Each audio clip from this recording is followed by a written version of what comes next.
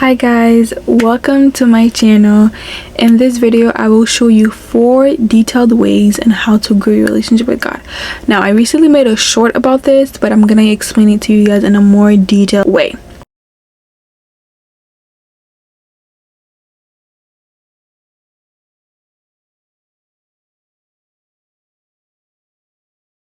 The first way is wanting to. Now I talked about this and I was saying, like, you actually have to want to, because it says in Revelations that he comes and knock on the door of your heart, and whoever lets him in, lets him in. Now let me explain to you why wanting to actually grow your relationship with God really matters to God. God is a gentleman. He is not going to barge in. He is not someone that will just like break down the door of your heart. Now whenever you let him in, he goes crazy, like he changes your desire. When it says that he comes and knock at the door, remember that he is the landlord. Okay, like, we are stewarding over our body, we're stewarding over our heart. And imagine the person that made your heart, you not letting him in. That doesn't make any sense, right? But I hope you're like staying with me, because sometimes I can get crazy. He is a gentleman. He is not going to like sneak in, like, whatever. Like, he shows signs and he sends people and stuff like that so we can get closer to him. You may be wondering, why do we have free will? Why don't you just like barge in and stuff like that? It goes back to he doesn't want any robots, and he wants you to actually want him. Why would he have to force you to serve him? Why would he have to force you to be in heaven? Why would you want to do that? If you don't want to serve him here, what makes you think you're going to love serving him in heaven? Why would you want to spend the rest of your life with someone that you don't like? Why would you want to spend the rest of your life with somebody that you didn't have the choice of being with? I feel like if we didn't have free will, we would have been asking, why don't we have free will? Now if we do have free will, we're just asking. Listen, we're never going to be satisfied. Never going to be satisfied. We're human beings. We're imperfect. We're always going to find that we want more and more and more and more and more and more. That is why we need a relationship with God, because he is the more that we want. And even then, sometimes we be thinking that God is not enough, which he is. He is completely enough, and he makes us enough. However, that enough and that satisfaction feeling comes from being at his feet. Number 2 is Bible app. I started using the Bible app like since the beginning of my time of being a Christian.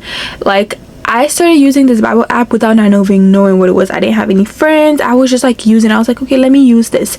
Now I found Jesus at like in my bed and stuff like that. Like, the Holy Spirit was like, girl, why don't you just pray? I'll make a video about my testimony, but like, the Holy Spirit was like, girl, just sit down and pray. Or why don't you kneel and pray, because you're just going through a lot right now. But so, which means I didn't have any God, I didn't have anything. Mind you, I was actively in church, but it's like, to me, it's like those words are like, I had like things covering my ears, like it wasn't going through my heart, it was nothing. And the first thing I started to do was I started doing Bible plans, and I started reading my Bible every single day. And I didn't even know what I was reading. I was just reading Psalms every single day, and I was reading them, and I was like, wow, this is actually very, very helpful. So I kept on doing my Bible plans over and over, and I've completed over like hundreds of Bible plan over the past few years, because they're so helpful. They have Bible plans about love, lust, passion, purpose, discipline, everything you can think of. They have it. They have a daily Bible verse. As soon as I open my phone, I see it in the morning. They send me the verse at 7 a.m. in the morning. As soon as I open it, I see it. And they have like prayers, like, like you can write prayers. The fact that you can highlight the verses, the fact like you can like do Bible plans with others, you can encourage others, and others can see what you do to feel encouraged and stuff like that.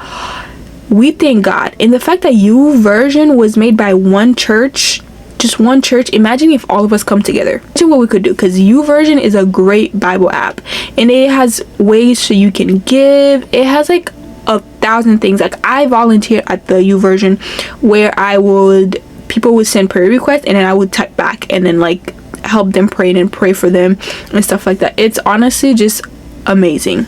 The next thing that I talked about in my video was fasting from secular music. Now, secular music can be bad. Personally, I constantly need to keep fasting from secular music, because the type of music that I listen to sometimes can be explicit. Now, I listen to more music about God than I listen to secular music, because that's just my relationship with secular music. Like, I can listen to it and it can bump me up and stuff like that, haha, whatever. However, when it comes to like my morning, like when it comes to like at night and stuff like that, I make sure that I'm listening to music that glorifies God, because personally I feel like I don't have that strong of a mind. Sometimes I catch myself saying the cuss words. Now, you probably wouldn't hear me cuss, but I would, if I'm listening to a song, I catch myself saying it. Why, me personally, I constantly have to fast from it. Secular music is not bad. It is not bad. However, if you are not able to guard your heart and guard your soul from it, it can be really bad for me. Some people just don't listen to it at all, and I understand. And some people, kind of like me, go back and forth and stuff like that. And some people only listen to secular music. Now, I think there might be a problem with just listening to secular music and not listening to music that worships God, especially if you want to grow your relationship with God. It's like, it's not really good, because you have to pay attention to the things that are in your ear. The things that are in your ears really matter. It really, really, really does matter. And try cutting out secular music for 30 days and you will see the difference in your life. I promise you, you will see a difference. Now, personally, this is how I say, if I'm able to listen to secular music, then I'm also able to listen to worship music. So I always make sure that I listen to music that glorifies God more than I listen to music that doesn't glorify God, because that's the life that I want my life to glorify God. And I know not all secular musics are bad, and not all of them are explicit, especially the ones that I listen to. I more listen to like pop and stuff like that, which can be explicit, but not all of them are explicit. I just kind of like make sure that I have a very healthy balance, and I always make sure I don't have a healthy balance. I always make sure that worship is overthrown secular music, just so my soul and my peace can just know that, hey, she's listening to music just for the hype, but she really believes that God is king, and she's a woman of God, and she belongs to God. I just want to remember my soul that all the time. My fourth one is fasting. Fasting is so important for your relationship with God. I use the phrase as you need to teach your flesh who the boss is, and that's exactly what fasting is. Fasting is reminding your flesh that, hey, I am in control. The spirit is in control. Fasting is reminding yourself that, hey, like, you are not the boss of me. You are not the boss of me. And it kind of like helps you like clear out your desires. Like it kind of like helps you refresh your desires. Like constantly fasting and just like kind of like letting the spirit take control is teaching your flesh a lesson. We have to remember our flesh is not coming with us in heaven. Our flesh is not our friend. It is not our friend. So you have to constantly teach it a message. Hey, the spirit is in control. God is in control, not my desires. Because it says like, go to him and he'll give you the desires of your heart.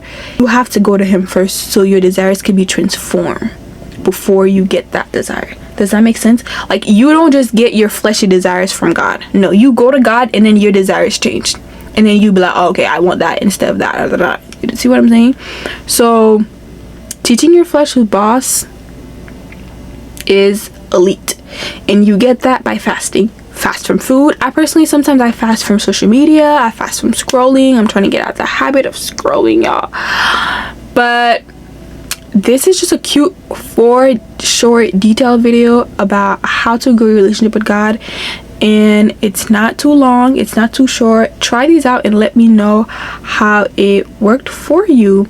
Now, thank you guys so much for watching. I know it's been a minute. I'm gonna start posting these weekly now.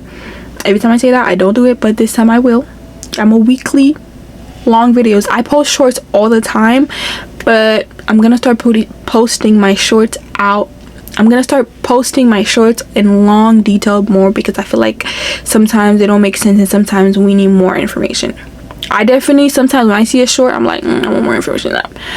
But y'all, thank you for watching, and I hope you have a lovely day. Bye.